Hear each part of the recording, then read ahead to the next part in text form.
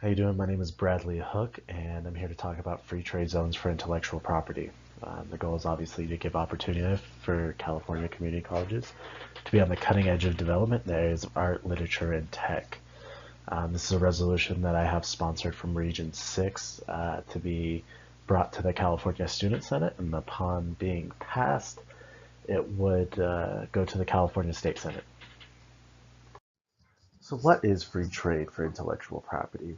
Understanding intellectual property is a work and invention that is a result of creativity, maybe such as a manuscript. And when we talk about free trade, we're talking about tariff-free zones, zones without taxes.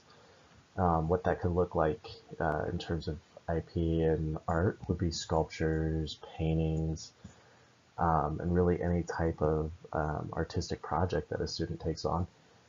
Tech could be apps, biotech, mechanically engineered products. Literatures could be textbooks. You could see plays being marketed as intellectual property, and even poems. Um, the goal of this is really to increase interest in the mind of a two-year student and create value, a large amount of value for their skills, as we would see a lot of interest from different organizations in these products because they are tax-free, and really allowing students to market themselves even better.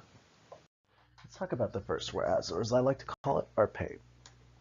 Whereas rapid technological advances in society have changed the way students learn and reshape the workplace environment, which the school system has yet to adapt to, creating an apathetic view on how school doesn't train students adequately for their career. So with students coming out of a two-year and four-year school, as I see it, this is probably one of the biggest problems. The value of their intellect, the value of their knowledge is really minimal. You see them receiving very low-paying entry jobs, and a lot of that is because they have no work experience. And really, that's one thing we're looking to curb is to prove that the intellect coming out of these schools is extremely valuable, valuable enough to where individuals would even want to purchase something, some property that their intellect has created.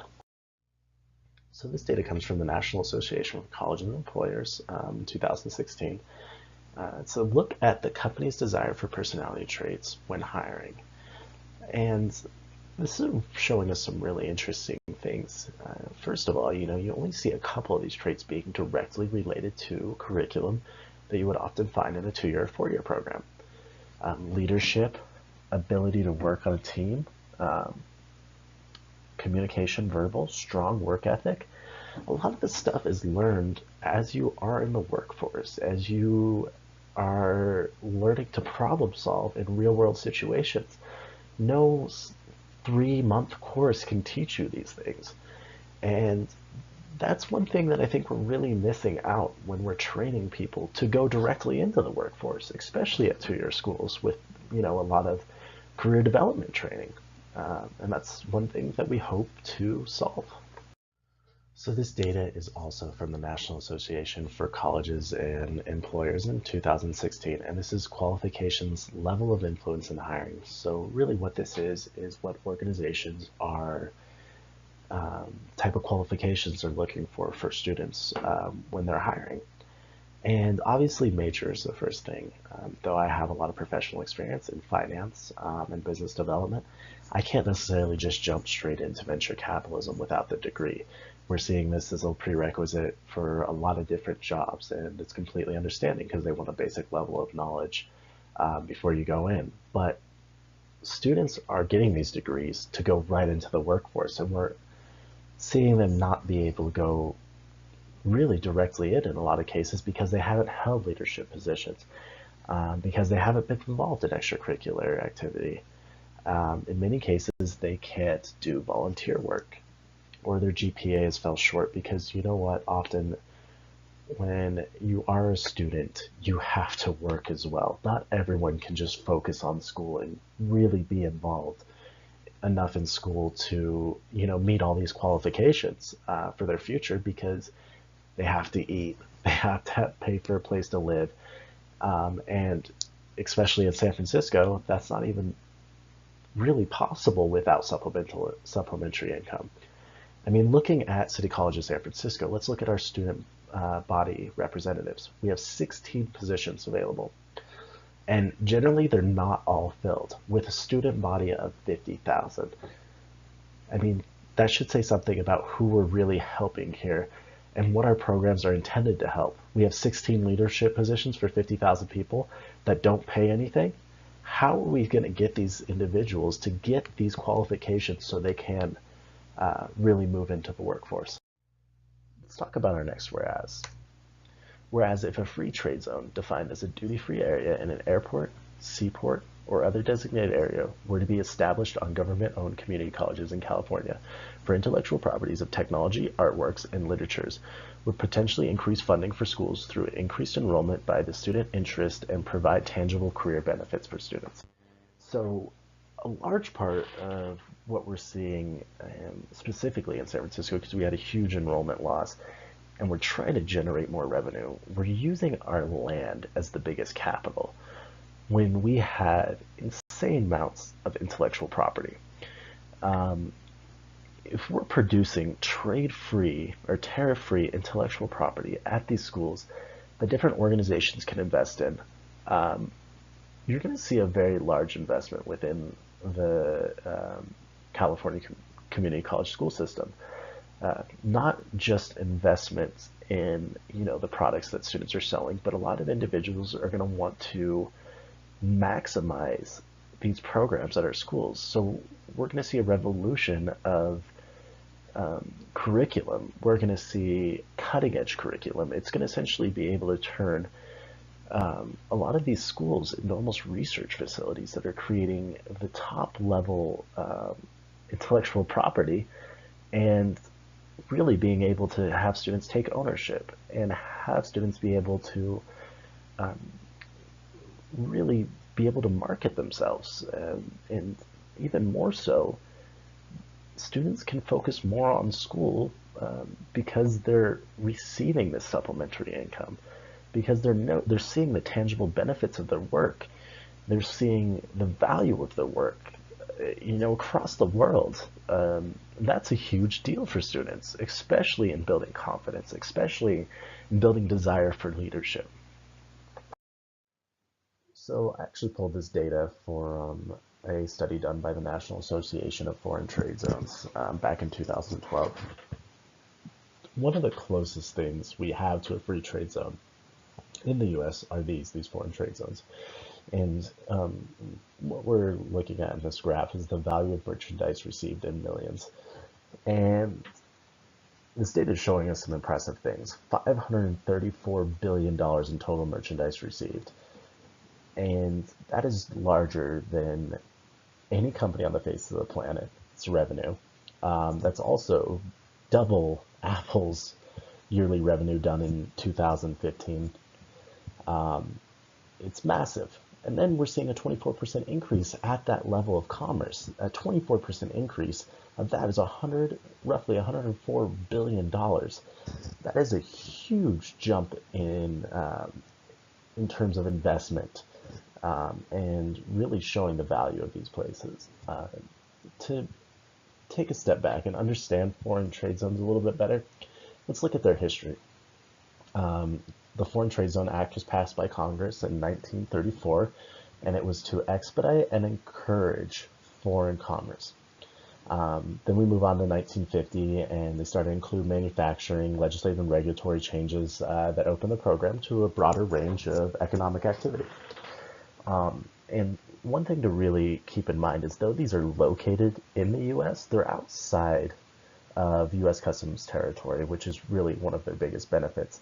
And back in 2012, the FTC board regulations released a preamble, more or less, and saying that the creation and the maintenance of employment through the encouragement of operation in the United States for customs reasons might otherwise be carried on abroad. Pretty much what they're saying there is that the goal of these is because of certain customs restrictions and because of certain tariffs and other reasons, companies are choosing to come in these, and it's bringing us essentially jobs. It's job creation, it's also investment, and there are some large benefits that they're speaking to in this. And a lot of different organizations are looking to invest in free trade zones now, as free trade zones are coming up all throughout Asia. Special economic zones are kind of a hot topic right now across the world.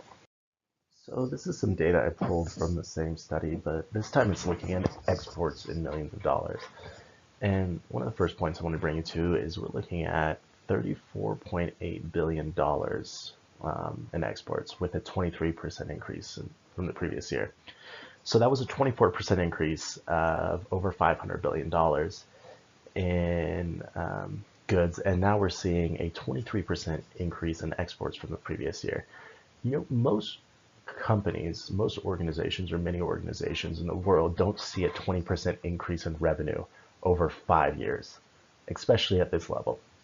And we're seeing here a 20% increase year over year in both exports and imports. And, that's showing a lot of the value, really insane amounts of value we're seeing transfer at these forms of special economic zones. You can see the levels of interest that's been created. Interest in job creation, over 300,000 jobs have been created here. Interest in international trade, international relations, maintaining that through the trade.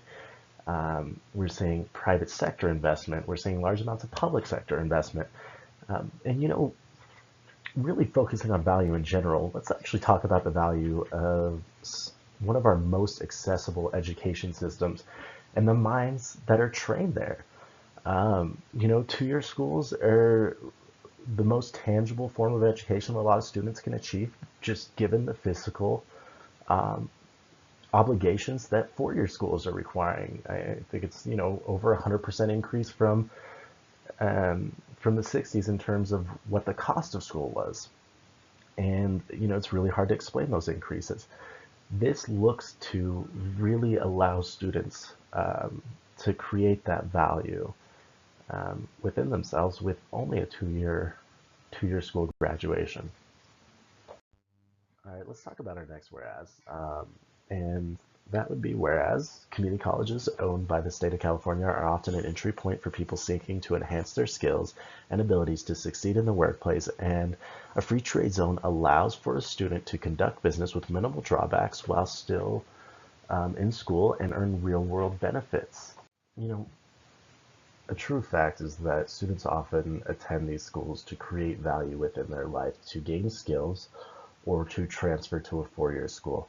I mean, could you imagine MIT's reaction, or what they would think if that transfer applicant had already sold products and worked with Google, or maybe a student applying to the National Theater Conservatory had already had plays in production?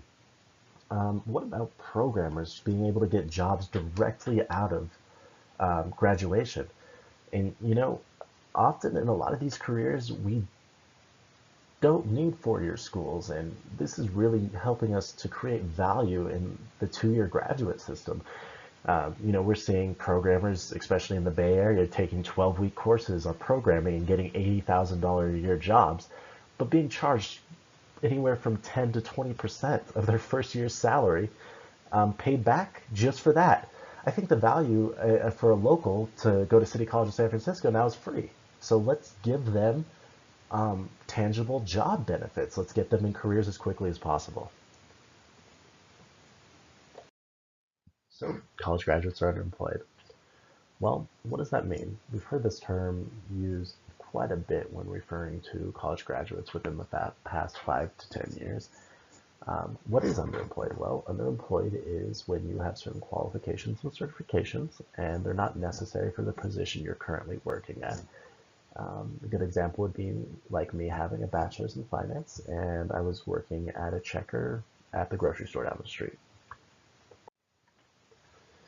And pulling some data, really some statements from a study done by the Institute for Economic Policy back in 2016, so these are pretty recent numbers. We're seeing young college graduates having an unemployment rate of 5.6%, not really recovered since 2007 period, and even more so a greater difference between the underemployment rate of 3% from the 2007 numbers at 12.6% total underemployment. And then another education system that I feel like is very closely related to our two-year schools and our community colleges is the high school. High school graduates from 2007 to now, there's been a 2% increase in unemployment and almost a 7% increase in underemployment.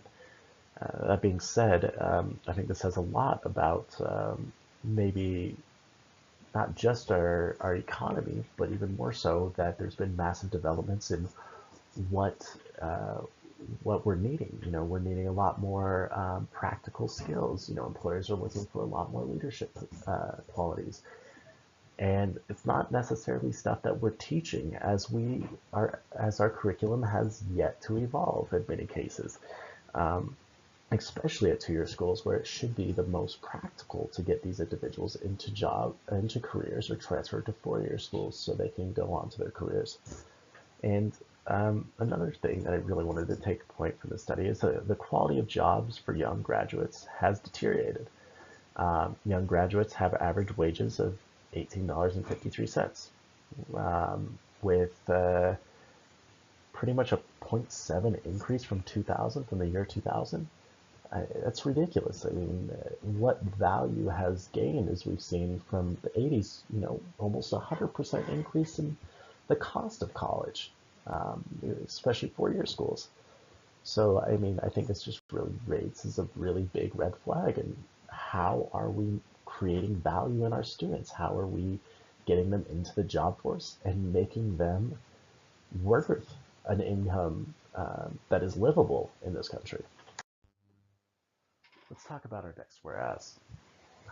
Whereas students paid in a total of $18.7 billion to cover tuition fees, books, and supplies at American community colleges in 2012, forwent $78.7 billion in earnings, and having a free trade zone where a student could be financially unrestrained to innovate and benefit the world through trade would help reshape the educational system as students become more personally reinvested in college.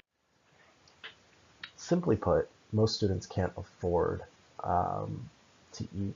They're not going to make the decision to invest in their school. If they can't afford to pay rent, they're not going to continue attending school because the time value for them isn't justified as they're needing to, you know, go out and find second and third jobs. You know, especially San Francisco is a great point of that. You know, when we're looking at the educational system and we're looking at high school students graduating from high school that maybe don't really have a strong family support system and wanting to go into the next step of education, are we really offering them a system that helps perpetuate them to be successful? In many cases, the answer is no, because they're coming out of high school. They're wanting to go to two-year school to get into the workforce as quickly as possible so they can start generating income. And you're not really seeing that in many cases. Um, we're not giving them enough options to generate income for themselves. And even more so, we see a lot of, you know, as these individuals are generating wonderful pieces of intellectual property and organizations and companies are seeing the value of that, you know, they'll spur a lot of investment into our current two-year educational program because the value of those minds and the value that's coming out, a lot of these companies want to see greater value. A good example is Mark Zuckerberg with Facebook creating a venture capitalist firm that specifically focuses on educational innovation, investing, you know, hundreds of millions of dollars across the board, investing money in organizations like Alt School, which, you know, is a K through 8 school that really took innovative steps in observing learning traits within students and applying that to curtailed educational programs, you know, things like that. And these organizations that are coming out, and then this investment we're seeing in the mind of students is, you know, it seems like a genuine investment into wanting to create the, you know, the greatest minds that can help to innovate our society. So this is a data study I did about a year ago, where I took the average two-bedroom apartment, the increase over a period of time from 2012 to 2016, I took that data from Zillow. Then I took the consumer price index increase over the same period to validate that increase as well, and also compared that to the decrease in enrollment that we saw in the San Francisco Community College District. And this was the goal was to kind of explain, why we're having this unique enrollment loss experience over at SFCCD. And what we saw was a negative 99% correlation between the increase in cost of a two-bedroom apartment and the decrease in enrollment. That's really telling me that students aren't able to take as many courses because the cost of living has increased so high. And generally, we're seeing in a lot of metropolitan areas, we're seeing an increase in cost of living. We're seeing an increase in rent. And there aren't enough programs to help students generate income while they're focusing on their school. And creating a free trade zone definitely allows that type of ability for students. We're looking at increased costs across the board. Increased cost in a four-year school is from 1985 to 2014-15. And this is calculating for inflation. 120% increase almost in private schools and 125% increase almost in public schools. That's a huge jump, and students can't cover the cost. Students are incurring large amounts of debt. We're not getting them into their careers quick enough. We're not getting into where they can generate income. And not only can they generate income, obviously while they're at school and kind of help cover those costs, we're helping them move forward to their careers. So I've pretty much spent the entire time talking about my pains. Trying to pull data to validate those pains. And let's talk about the resolve. Let's talk about how I feel like we can resolve this. And resolved that the Student Senate for California Community Colleges, SSCCC, advocates for language in the California State Legislature allowing community colleges owned by the state of California to become free trade zones for intellectual property of technology, artworks, and literature created by students of the college. Some of the greatest minds in California right now have gone through community colleges before they have gone up to four-year schools. A lot of non-traditional transfer students like myself, 28 years old, and that are really trying to make a difference or trying to do things that are important to them. And I've seen a lack of support in California community college fiscally for students. I've seen a lack of value created for graduates of these community college. And I think here we have a chance to change it. Well, I appreciate you guys listening to my talk. Of course, if you have any questions, please feel free to email me. All my contact information will be on the next slide, also with some citations to include. And I really hope to see you guys all at General Assembly in 2016 in May, where I'm going to be presenting this to the Student Senate, and hopefully to see a success, and we can push this forward to the California Senate and really lobby for this to get implemented in California community colleges and become a part of what two-year schools are nationwide.